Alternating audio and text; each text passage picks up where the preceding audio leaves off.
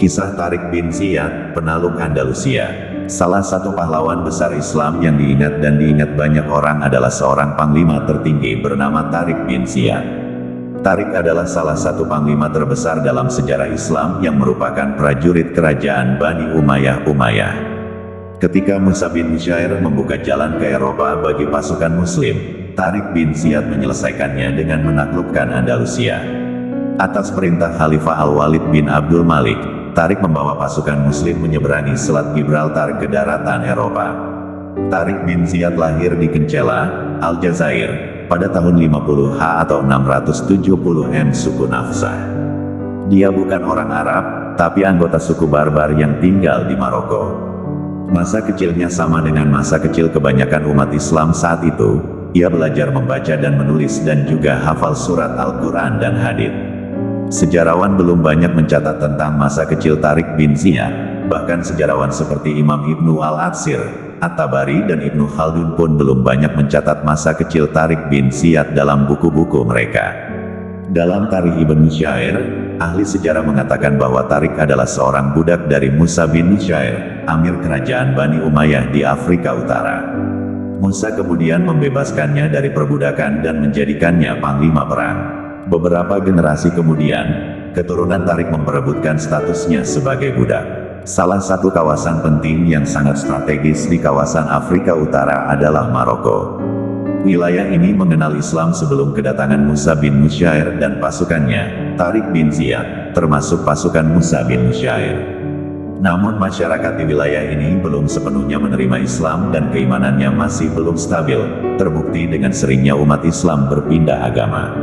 Salah satu penyebab perpindahan agama ini adalah penaklukan Maroko pada masa Uqbah bin Nafi, kurangnya perhatian terhadap pendidikan agama.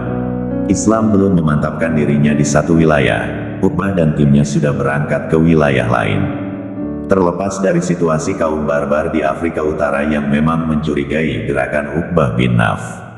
Situasi seperti itu seringkali berujung pada kemurtadan masyarakat Maroko setelah memeluk Islam. Kisyatu al-Andalus min al-Fatih ila as-Sukut, hal 30. Dalam perjalanannya untuk menaklukkan Afrika Utara, Musa bin Nusayr terkesan dengan pentingnya dan keberanian salah satu timnya, Tariq bin Ziyad.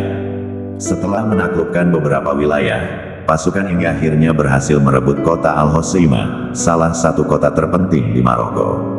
Kota ini menjadi kawasan strategis yang menyebabkan pasukan Muslim menguasai seluruh Maroko. Musa kembali ke Kairawan sementara Tariq tetap di sana dan memberikan pelajaran agama kepada orang barbar Maroko.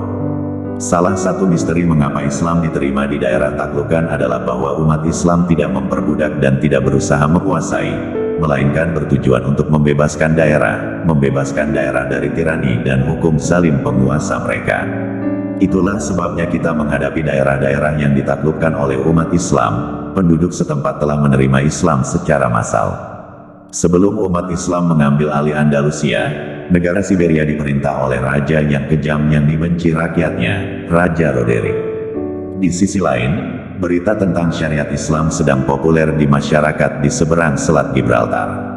Oleh karena itu, kaum Andalusia sengaja meminta bantuan dan memberi jalan kepada kaum muslimin untuk mengalahkan Roderick dan membebaskan mereka dari kezaliman. Begitu permintaan sampai ke Tariq, dia segera memberitahu Musa bin Nusayr untuk meminta izin membawa pasukan ke Andalusia. Musa segera menyampaikan pesan itu kepada Khalifah Al-Walid bin Abdul Malik dan beliau setuju untuk melanjutkan perluasan penaklukan Andalus yang telah dimulai sebelumnya.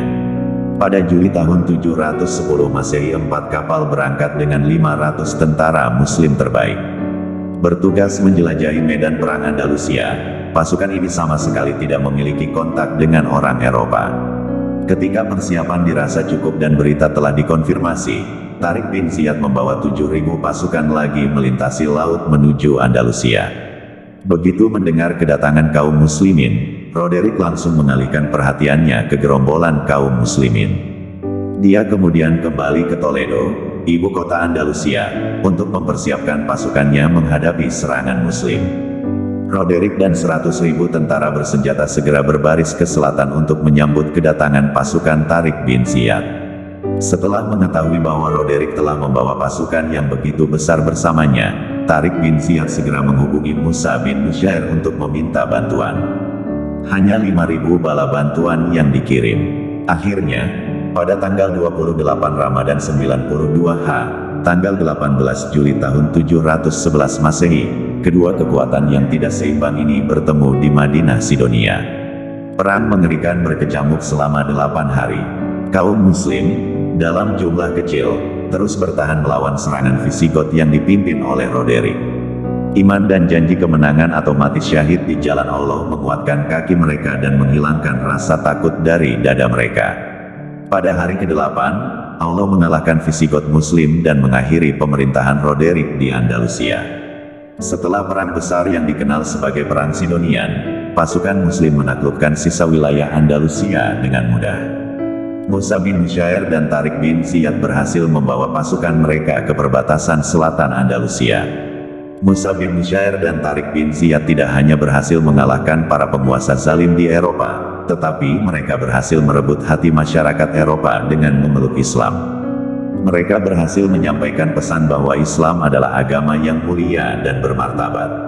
Orang tidak lagi mempermalukan diri sendiri di depan orang lain, kehormatan hanya diukur dengan kesalehan, bukan asal-usul, warna kulit, status sosial, dan sumber daya materi. Musa dan Tariq juga berhasil menembus nilai tauhid dan mensucikan ibadah kepada Allah saja. Melihat keberhasilan Musa dan Tariq dalam menaklukkan Andalusia dan memperkenalkan nilai-nilai Islam ke negeri itu, Khalifah Al-Walid bin Abdul Malik mengundang mereka kembali ke Damaskus.